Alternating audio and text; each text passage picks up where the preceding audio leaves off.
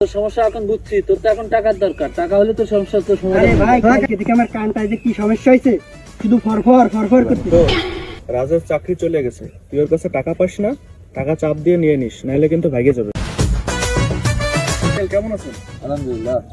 জি, আমি নেক্সট মান্থে একটা Mercedes Benz নিতে যাচ্ছি, কেমন হয়? আপনি তো এগুলোর ব্যাপারে একটু ভালো জানেন। দিদা, মার্সিডিজ বেঞ্জ নিতে গেলে কম হলেও তো 1 কোটি টাকা লাগবে। আরে আঙ্কেল কি বলেন, টাকার কি অভাব আছে নাকি? আমার তো অনেক টাকা। তো কোনো সমস্যা নেই, তুমি টাকা পয়সা নিয়ে সময় মতো চলে আসো। হ্যাঁ ভাই, ওই তো ওই এই তো আসি, বাইরে আসি। আমার টাকা দিবে কবে? আরে ভাই আমি কিছুদিন পর স্যালারি পেয়ে যাবো, পেয়ে গেলেই আমি তোরে দিয়ে দেবো। ধর মিয়া, তুই 2 মাস ধরে আমারে ঘোরাচ্ছিস, এই মাসের ভিতর তুই আমার টাকা দিয়ে দিবি। তুই রাগ করিস না, তোর টাকাটা আমি অবশ্যই দিয়ে দেবো। আমার বেতন কিন্তু 50,000 টাকা, তোর 10,000 টাকা দেওয়ার পরে আমার কাছে 40,000 টাকা থাকবে। তুই কোনো সময় বিপদে পড়বি না, সেই সময় কিন্তু আমারই কাজে লাগবে। আরে কি হইছে? আরে ভাই দুঃখের কথা কি করবো, তোরা তো আমার ভাই বন্ধু, তোদের সাথে বললে আমার মনটা একটু হালকা হয়ে যাবে। আমি যে কোম্পানিতে জব করি ওইখান থেকে আমার 2 মাসের স্যালারি দেই নাই। হ্যালো, আরে কি করিস বেটা? আরে আরে তুই থাইমে আছিস কে? তুই কি বলতেছিলি বল। স্যালারি আসায় অন্তরের কাছ থেকে 10,000 টাকা নিয়েছিলাম, ওর টাকা যে কিভাবে দেবো আমার তো কিছু মাথায় ঢুকতেছে না। ব্রাভো বেটা, তুই কাম কাজ করলি কোনো, এটা আবার বলা কাম কাজ করিস না, আকাম্মার ডেকি থাইমে আছিস কেন? খবর তো এখন যে আমার যে অবস্থা, দুনিয়া ছেড়ে যাওয়া ছাড়া আর কোনো উপায় নেই। তোরে থাবরামো বেটা, তুই কোনো কাম কাজ করলি, আকাম্মার ডেকি কোন জায়গা? তুই কথা বল, কি বলতেছিলি বল। আরে বন্ধু, তোরে আমি আমার দুঃখের কথা শেয়ার করলাম আর তুই আমার থাবড়াতে চাই? আরে আমি তো ফোনে আমার বন্ধু আলামিনের কথা বলতেছি, আলামিনের থাবরানোর কথা বলতেছি। ওর থাবা তুই কেন গায়ে টেনে নিচ্ছিস? তুই কি বলতেছিস বল। হ্যাঁ আলামিন, তুই থামলি কে? তুইও বল, তোর কথা বলতেছিস বল। তুই যে বিপদে পড়ছে, এই বিপদ থেকে একমাত্র উদ্ধার করতে পারবে টাকা। আরে আবার তুই থেমে গেলি কে? তুইও বল, ও বল, দুজনেরটাই শুনি। আলামিন তুইও বল, দেই শুনি। তোরা এমন কেউ আছিস যে আমার এই মুহূর্তে 50,000 টাকা দিয়ে হেল্প করতে পারবে? বেটা টাকা দেবে তোরে? তুই তো বেটা বাদ পার, তুই দেশে থাকতেও করতিস বাদ পারি, এখন দুবাই যাও করিস বাদ পারি। তুই এর একটা কথাও কবি না, এবার কথা বলে তোরে থাবরামো। তুই এতক্ষণ ধরে কথা করছিস খালি ঘুমছি, কোনো কথা কই না, এবার আর একটা কথাও কবি না।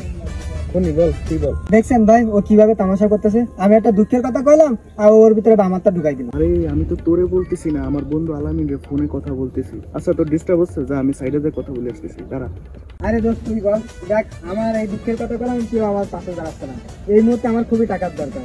আরে ভাই কালকে থেকে আমার কানটায় যে কি সমস্যা হয়েছে, শুধু ফরফর ফরফর করতেছে। এখন আমি কানটা নিয়ে যে কি করি, খুব যন্ত্রণা করতেছে ভাই। কাকা, আমার 2 বন্ধু, একজন ফোনে কথা বলতে বলতে চলে গেছে, আরেকজন কান চুলকাইতে চলে গেছেন। আপনি একমাত্র আছেন যে আমার কথা মন দিয়ে শুনছেন। এখন আমি যে কি করি, আমার যদি একটু টাকা দিয়ে হেল্প করতেন খুবই ভালো। কি হয়েছে ক? আমি তো একটা ফাইল আপলোড দিচ্ছিলাম, আমি তো কিছু শুনি নাই। এখন মাথা ঠান্ডা আছে, এখন কি হয়েছে বল। না কাকা থাক, এমনিতে দুঃখের কথা বললাম, কেউ শুনলো না, না থাক। আরে তুই এবার থামে গেলি কেন? তোর কথাও শুনতেছি, এই জায়গাতে শোনা যাচ্ছে। তুইও বল। আমি শুনতেছি, বল, আমি শুনতেছি। আরে বেটা মন খারাপ করতেছিস কা? চাকরি গেছে, চাকরি আবার হবে। তোর সাথে তো এত সময় মজা করতেছিলাম। তোর সমস্যা এখন বুঝছি, তোর তো এখন টাকার দরকার, টাকা হলে তোর সমস্যা তোর সমাধান হয়ে যায়। হ্যাঁ কাকা, হ্যাঁ এই তো আপনি আমার বিষয়টা বুঝছেন। দেখি ভাতিজা, তোর মোবাইলটার এখন দাম আছে কত? যাই থাক, 5,000 টাকা আমি কম দেই, আগের দাম তো আর পাবি না, তা আমি 5,000 টাকা কম দেই, তোর বিপদটাও কাটলো, এই ফাঁকে আমার মোবাইলটাও কেনা হলো। আমি তো ব্যাককেল হয়ে গেছি আপনাদের এই ব্যবহার দেখে। কোথায় আমাকে একটু সাহায্য করবেন, তা না হয়ে আমার অসত্যের ব্যবহার করে আমার মোবাইলটা ছিনিয়ে নিচ্ছেন।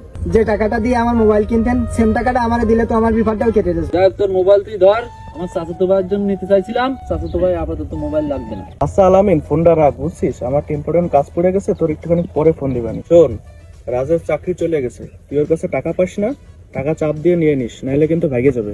ও যে বললো যে 2 দিন পর টাকাটা দিয়ে দিচ্ছি, ওর যে চাকরি নাই এটা তো জানতাম না। আচ্ছা তুই ধর ওরে, আমি আসতেছি। বিপদের সময় বন্ধুদের কাছে সব কথা বলতে নেই, কারণ বিপদ বুঝে এমন কিছু বন্ধুরা আছে যারা তোমার দুর্বলতার সুযোগ নিবে।